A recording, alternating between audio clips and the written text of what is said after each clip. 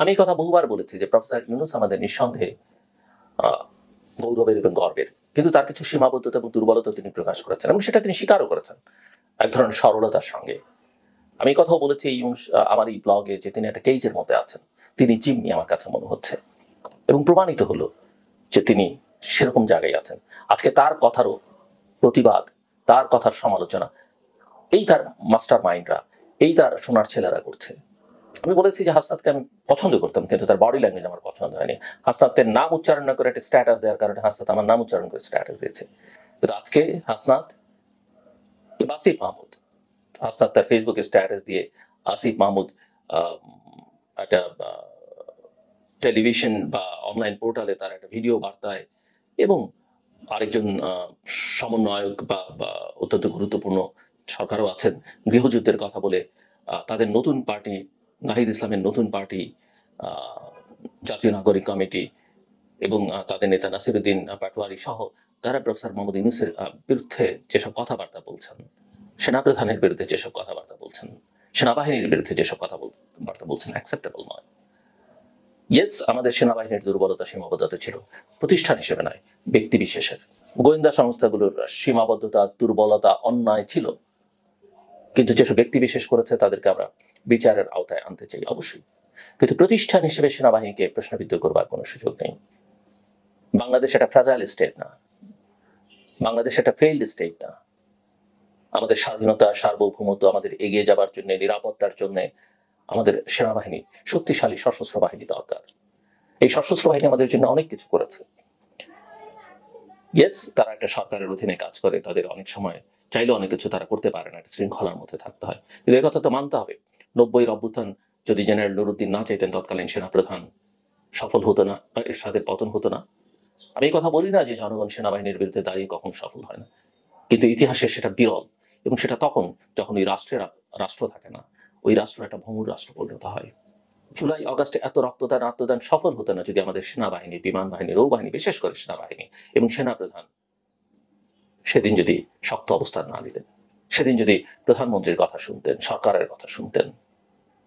সেনাপ্রধান তো তার আত্মীয়, কিন্তু আত্মীয়তার বন্ধন তাকে তার দায়িত্ব থেকে পিছু হতে বাধ্য করেনি। তিনি দায়িত্ব পালন করেছেন, নির্দেশ মানেননি, তিনি তার যেটা করা দরকার দেশের স্বার্থে, জনগণের স্বার্থে সেটা করেছেন। সেনাপ্রধানকে অনেকে ভারতের দালাল বলেন। আমি সব কথার মধ্যে ভারত টেনে আনার পক্ষপাতী না। ভারতের দুর্বলতা, সীমাবদ্ধতা, আমাদের সঙ্গে তাদের যে সম্পর্কের টানাপোড়েন, এগুলো নিয়ে আমি অনেকবার কথা বলেছি। কিন্তু আপনি সমুদ্রে নেমে কুমিরের সঙ্গে লড়াই করবেন, পানিতে নেমে আপনি আপনার কিছুই নেই। আমি শুনছি যে তারা বলছেন যে তারা 5 তারিখে, এই ছাত্র নেতারা বলছেন যে তারা 5 তারিখের পরে নাকি অস্ত্র হাতে যুদ্ধ পরিকল্পনা করেছেন। কি হাস্যকর কথা। তারপরে আপনি বলছেন যে গোপন কথা আপনার সঙ্গে ক্যান্টনমেন্টে আলোচনা হচ্ছে। আমার কথা হলো, বা সেই সময় সরকার গঠন প্রক্রিয়ার মধ্যে যে আসিফ যেটা বলছেন, হাসনাত যেগুলো বলছেন, যেসব আলোচনা হচ্ছে, এইসব আলোচনা তাহলে তো আপনাদের সঙ্গে কেউ কথা বলবে না কোনোদিন। হ্যাঁ, একটা আলোচনায় অনেক রকমের আলোচনা, আপনি কি সব আলোচনা পাবলিক করেন? আমরা কি সবসময় করি? এই যে শোয়ের আগে আমার সঙ্গে পলিটিশিয়ানরা যেসব কথা বলে বা শোয়ের পরে কথা বলে, আমি কি সেগুলো অন্য জায়গায় বলে বেড়াই? আর সেগুলো যদি আমি বলতাম তাহলে এত বছর এই শো রান করতে পারতাম? আমি পারতাম না। সব সত্য সবসময় বলতে নেই। আপনারা তো এখন দেশটাকে একটা অন্ধকার, আমি অনেকদিন ধরে বলছি, অন্ধকার জগতে নিয়ে যাওয়ার চেষ্টা করছেন। আর এখন দেশটাকে মানে একটা গৃহযুদ্ধের দিকে ঠেলে দিচ্ছেন। গৃহযুদ্ধ আপনাদের পছন্দ হতে পারে, কিন্তু বাংলাদেশের 20 কোটি মানুষের পছন্দ নয়। আপনারা হয়তো এখন অন্য কারো স্বার্থে কাজ করছেন। I'm sorry to say this, I'm sorry. আপনি সেনাপ্রধানের সততা নিয়ে প্রশ্ন তুলতে পারেন না, আপনি সেনাপ্রধানের আন্তরিকতা নিয়ে প্রশ্ন তুলতে পারেন না, সেনাবাহিনীকে নিয়ে প্রশ্ন আপনি তুলতে পারেন না। জনগণের মুখোমুখি দাঁড় করাবার কোনো কারণ নেই। সেনাপ্রধান একবারের জন্য বলেননি যে তারা ক্ষমতা নিতে চায়, সেনাবাহিনীর কথা বলেনি, তাহলে কেন আমরা বলছি? যেখানে বিএনপির মতো দল বলছে যে তারা কোনো রাজনৈতিক দল নিষিদ্ধ চায় না। আপনি যদি জনগণের ক্ষমতায়ন চান, আপনি যদি ভোটের অধিকার চান, জনগণকে সিদ্ধান্ত নিতে দেন না বিএনপি, জামাত, আওয়ামী লীগকে থাকবে না থাকবে না। দুর্ভাগ্যজনক, আজকে প্রফেসর মোহাম্মদ ইউনূসকে আপনারা বিতর্কের মধ্যে ঠেলে দিচ্ছেন। প্রফেসর মোহাম্মদ ইউনূসের সঙ্গে সেনাপ্রধানের দ্বন্দ্ব তৈরি করবার চেষ্টা করছেন। কেন করছেন? আমি এত অতি কথন ভালো নয়। একটা কথা মনে রাখবেন, আপনারা যা করেছেন প্রতি 3 ক্ষণের হিসাব কিন্তু সবার কাছে আছে, গণমাধ্যমের কাছে আছে, এমনকি বিভিন্ন গোয়েন্দা সংস্থার কাছে আছে। এত সহজ নয়, এত অতি কথন, এত অধিবাস্তব রাজনৈতিক পরিস্থিতি তৈরি করা মোটেই ভালো নয়। আমি মনে করি আপনারা অতিরিক্ত করে ফেলেছেন, সীমা লঙ্ঘন করে ফেলেছেন এবং দেশটাকে একটা বিপর্যয়ের মধ্যে নিয়ে যাচ্ছেন। এই অবস্থা থেকে আমাদের বদল দরকার, দ্রুত উত্তরণ দরকার। বাংলাদেশের রাজনৈতিক অঙ্গনে সম্প্রতি যে ব্যতিক্রমী, আমি বলবো একেবারেই ব্যতিক্রমী যে আলোচনা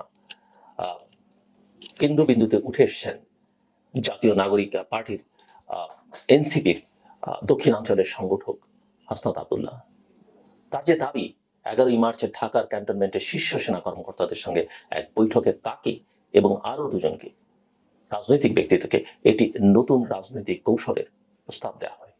এই প্রস্তাবের মূল বিষয় ছিল রিফাইন্ড বা পরিশোধিত আওয়ামী লীগকে নতুন রূপে রাজনীতিতে পুনর্বাসন করা। হাসনাত তার ফেসবুক স্ট্যাটাসে এটিকে ভারতের প্রেসক্রিপশন অনুযায়ী সাজানো একটি ষড়যন্ত্র বলে আখ্যা দিয়েছেন।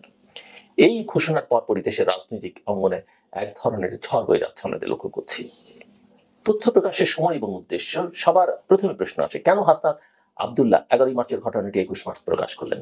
যদি তার বক্তব্য সত্য এবং সৎ উদ্দেশ্যে প্রসূত হয় তবে এতদিন চুপ থাকবার যৌক্তিকতা কি?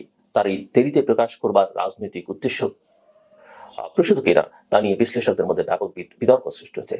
কেউ কেউ মনে করছেন এটি রাজনৈতিক সংকটের মুহূর্তে আলো ঘোরানোর কৌশল, যাতে ওয়াসা কেলেঙ্কারি, সচিবালয়ের দুর্নীতি, বরিশালে আওয়ামী লীগ নেতাদের হেনস্থা ইত্যাদি ব্যর্থতা থেকে জনগণের দৃষ্টি অন্যদিকে সরানো যায়। সেনাবাহিনীর ভূমিকা এবং ক্যান্টনমেন্টে বৈঠক নিয়ে যে আলোচনা হচ্ছে, হাসনাতের দাবি অনুযায়ী এই বৈঠকে সাবের হোসেন চৌধুরী, শিরিন শারমিন, শেখ ফজলুর তাপসকে সামনে রেখে একটি নতুন আওয়ামী লীগ গঠনের প্রস্তাব দেওয়া হয়। সেনা কর্মকর্তারা যুক্তি দেন একটি দুর্বল কিন্তু গ্রহণযোগ্য আওয়ামী লীগ ছাড়া নির্বাচনে ইনক্লুসিভ অংশগ্রহণ সম্ভব নয়। হাসনাত ও তার সঙ্গীরা নাকি এই প্রস্তাব প্রত্যাখ্যান করেন এবং বলেন আওয়ামী লীগ এখনো অপরাধ স্বীকার করেনি, ক্ষমা চায়নি, তাই তাদের পুনর্বাসন অনৈতিক।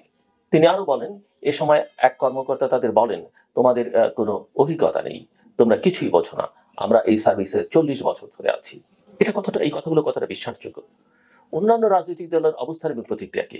হাসনাতের স্ট্যাটাসে দাবি করা হয় একাধিক রাজনৈতিক দলও এই প্রস্তাবে মৌন সম্মতি দিয়েছে। তবে বিএনপি, জামায়াত ইসলামী, গণ অধিকার পরিষদ এবং বাংলাদেশের কমিউনিস্ট পার্টি সহ অনেক দলই এই দাবি প্রত্যাখ্যান করে বলেছে তাদের এমন কোনো প্রস্তাব দেয়া হয়নি বা তারা এমন ষড়যন্ত্রে নেই, বরং তারা বরাবরই আওয়ামী লীগ নিষিদ্ধের দাবি জানিয়ে আসছে এবং মনে করে যে, এখানে বলে রাখা ভালো যে জামায়াতের এই দাবিটা সেই অর্থে তারা করেনি, বিএনপিও দলীয়ভাবে সেই দাবিটা করেনি। তবে হাসনাতের স্ট্যাটাসের পর আমি লক্ষ্য করলাম দুই একজন বিএনপির নেতা এই দাবির সপক্ষে, অর্থাৎ আওয়ামী লীগ নিষিদ্ধের কথা বলছেন। বিএনপি যে একটু এখনো অগোছালো সেটা কিন্তু তাদের কথাবার্তায় প্রমাণিত হয় এবং কিছু কিছু নেতার বক্তব্য যেভাবে ফ্ল্যাকচুয়েট করছে তাদের দলটাকে খানিকটা বিব্রতকর অবস্থার মধ্যে নিয়ে যাচ্ছে বলে আমি মনে করি।